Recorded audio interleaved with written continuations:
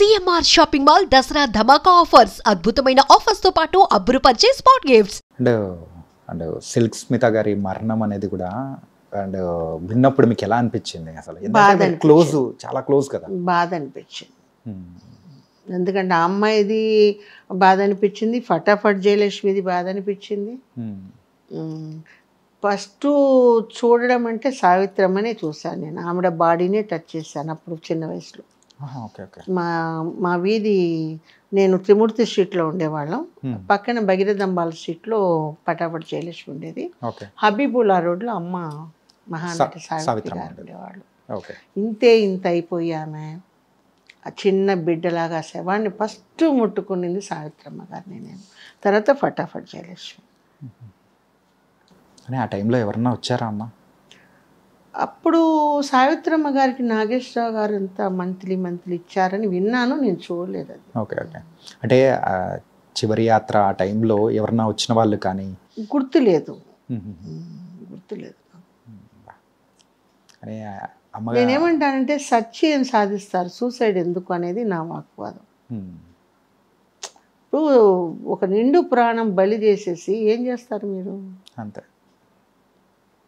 బతికి సాధించాలి ఏదైనా. ఇప్పుడు వాడు ఇలాంటి వాడు అంటే వాడిని మనం ఇది చేయాలి, టీచ్ చేయాలి, లెసను అనేది మనం ఇచ్చేయాలి. నువ్వు చనిపోయినావు, నీ పాటి నువ్వు వెళ్ళిపోయావు, నిన్ను ఈరోజు తలుచుకొని ఎంతమంది ఏడుస్తున్నారు? నీ తల్లిదండ్రులు కానివ్వండి, అభిమానులు కూడా చాలామంది ఉంటారు కదా. మరి మీ ఇన్సిడెంట్లో ఈ మ్యారేజ్ లైఫ్ కానీ, లవ్ మ్యారేజ్ కానీ, సో దీని నుంచి బయటపడడానికి ఆ డిసిషన్ ఎట్లా తీసుకున్నారు? డిసిషన్ అంటే కొన్ని తీసుకోవాల్సి వస్తుంది. ఎందుకంటే రాంగ్ నాది కూడా ఉంది కదా. ముందు ఆ రోజే వెళ్ళిపోమంటే పోకుండా మన చుట్టూ తిరిగి ఇదైంది. అక్కడ వచ్చేసి అన్నీ అయిపోయి వాళ్ళ పిల్లలు నాతో అన్ని హెల్ప్లు చేసుకొని మ్యారేజ్లు అయిన తర్వాత ఈ క్యాస్ట్ ఫీలింగ్లు పెట్టేసి. క్యాస్ట్ ఫీలింగ్లు పెట్టారు? క్యాస్ట్ ఫీలింగ్ ఎందుకంటే మేము పక్క అది కాపు. సో అటు వాళ్ళు వచ్చి కాపులైనా కూడా కన్వర్ట్ ఆఫ్ ద ఇది. సో ఒక్కొక్కరిది ఒక్కొక్క ఇది ఉంటుంది. ఇప్పుడు నా ఉద్దేశం ఏంటంటే జన్మనిచ్చింది దేవుడు ఆడ మగ. నువ్వేదో పాపం చేసి పూర్వజన్మ కర్మతో మనకు అనుభవించాలని దేవుడు రాసి ఉంటాడు. నువ్వేదో పాపం చేసేసి నీకు అట్లా బిడ్డ పుడితే హిందూ దగ్గర పడుకోవడం బట్టి ఇట్లా పుట్టాడు అన్నది రాంగ్ కదా. కరెక్టా కాదా? ఇప్పుడు ఈ సిచ్యువేషన్కి నేను జెరూసలేంలో కూడా పోయేసి ఏంటి వాట్ ఈస్ ద వాట్ అని, అక్కడ కూడా నేను డెడ్ సీలో ఓన్లీ బాప్టిజం తీసుకున్న వాళ్ళే అక్కడ స్నానం చేయాలంటే పోరా అని దూకేసేసి లోపలికి వెళ్ళి మట్టి తీసుకొని వచ్చేసాను. మనం పెట్టుకునేటివి ఇవన్నీ. అంతే. నేను మానస సరోవర్ వెళ్ళొచ్చాను, అన్ని దేశాలు భగవంతుడి దయ వల్ల తిరిగేసి వచ్చాను. బికాస్ ఆఫ్ ద సూర్యయోగి సన్ను చూసి మెడిటేషన్ వల్ల ఒక ట్రెక్కింగ్ వెళ్తాం. ఒక్కొక్క సంవత్సరం ఒక 15 రోజులు ఇక్కడ ఉండం. కానీ ఈ ఏజ్లో కూడా ఎట్లా? ఇప్పుడు కూడా వెళ్తున్నాను. ఫిట్నెస్ ఎలా మెయింటైన్ చేస్తున్నారు? ఎలా మెయింటెనెన్స్ గాడ్ అది. ఇంకా నేను ఈ మధ్యకాలంలో మానసికంగా అమ్మగారు చనిపోవడం, మా మదరు, దానివల్ల కాన్సన్ట్రేట్ లేదు మైండ్లో, మెడిటేషన్ చేయడం లేదు. ఓకే. మరి ఫుడ్ సీక్రెట్స్? ఫుడ్ చాలా తగ్గించేసాను. ఎందుకంటే నాకు ఆపరేషన్ అయ్యి ఒళ్ళు వస్తుంటే ఫుడ్ మార్నింగ్ వచ్చి బ్రేక్ఫాస్ట్ షూటింగ్ ఉంటేనే తింటాను 2 ఇడ్లీ. ఓకే. షూటింగ్ లేకపోతే ఫ్రూట్స్. మరి మధ్యాహ్నం అంత అన్నం, 2 చపాతి. నైటు తింటా చపాతి లేదు జొన్న రొట్టె. ఇక్కడ హైదరాబాద్లో జొన్న రొట్టెలు చేస్తారు కాబట్టి జొన్న రొట్టె. మన సైడ్ లాగా రాగి సంగటి ముద్ద తింటా, రాగి ముద్ద ఖచ్చితంగా తింటారుగా. వారంలో ఒకసారైనా తింటా.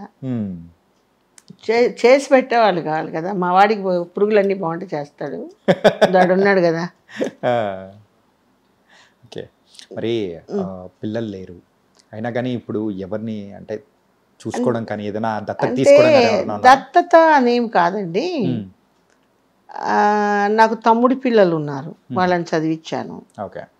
అట్లాగే మా కజిన్ పిల్లల్ని చదివించాను. వాడు ఇప్పుడు అమెరికాలో ఉన్నాడు. మొన్న అమెరికా వెళ్తే బాగానే నన్ను చూసుకున్నాడు. కొడుకు, కోడలు, పిల్లలు, మనవాళ్ళు, వాళ్ళే ఇంకా పిల్లలు అందరూ.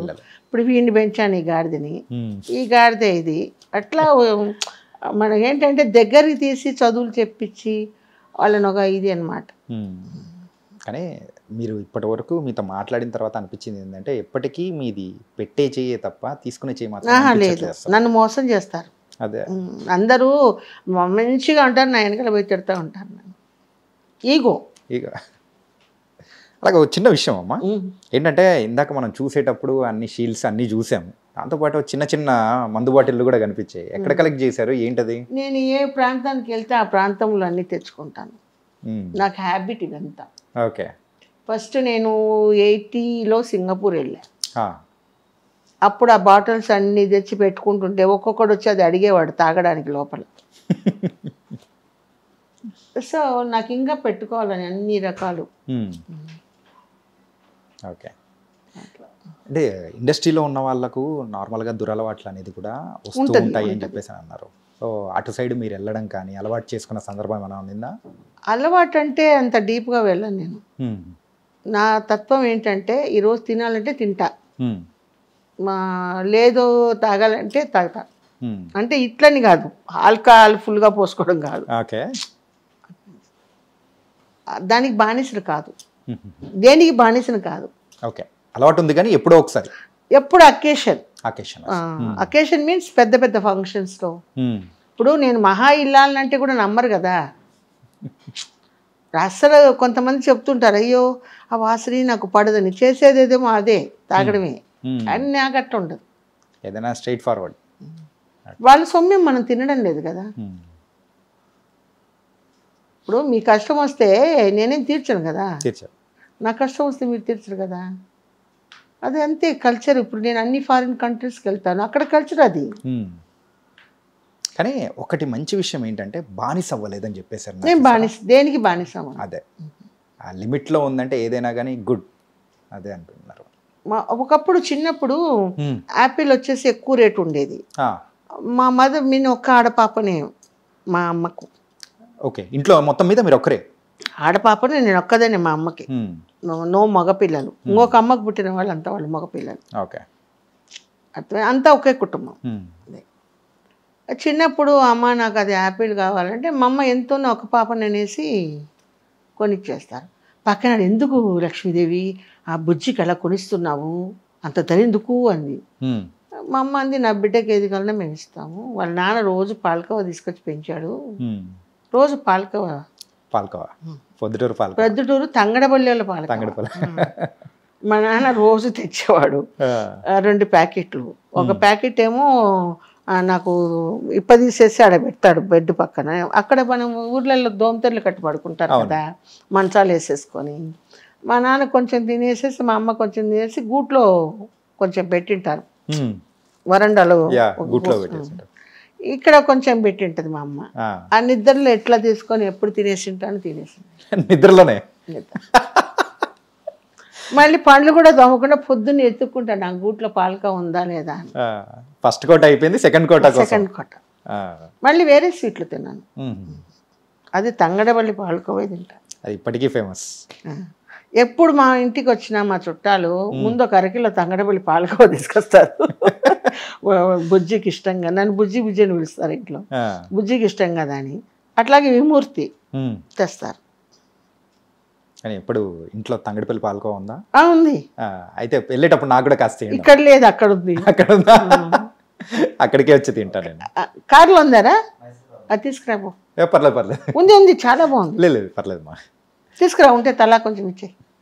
కానీ ఇప్పుడు నోరు రిచ్ ఎలా చేసేసారు, ఒక్కసారిగా పొద్దుటూరు స్వీట్లన్నీ తెప్పించేసి. ఇప్పుడు నేను వెళ్ళాను కదా, నేను ఒక ఫంక్షన్ కోసం వెళ్ళా, గ్రహణం అని ఆ ఫంక్షన్ పోస్ట్ పోన్ అయింది. ఓకే.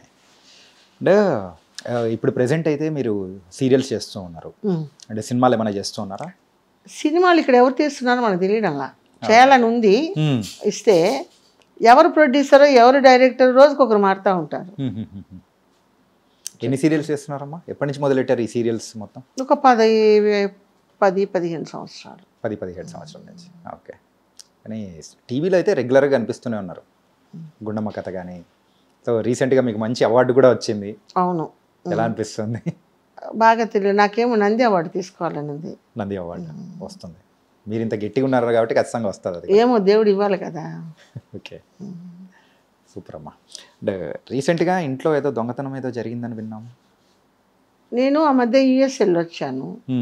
యుఎస్ వెళ్ళొచ్చిన తర్వాత నా లగేజ్ కొంచెం అక్కడ తారుమారైపోయి చెన్నైకి వచ్చేసింది. సో చెన్నైకి తీసుకురావడానికి వెళ్ళాను లగేజ్. ఆ తీసుకొచ్చే లోపల మా ఇంటి తాళం చెవి పని మనిషి కోసమని మెయిన్ డోర్ తాళం వాచ్మెన్ దగ్గర ఇస్తాను, అది లాక్ చేసి ఉంటుంది.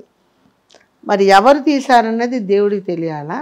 ఆ లాక్ ఓపెన్ చేసి బీరువా ఓపెన్ చేసి $300 ఒక 3 చైన్స్, 4 జతల కమ్మలు, 2 ఉంగరాలు మొత్తం ఖాళీ చేసి పెట్టినారు. ఎంత? ఒక 20 లక్షల?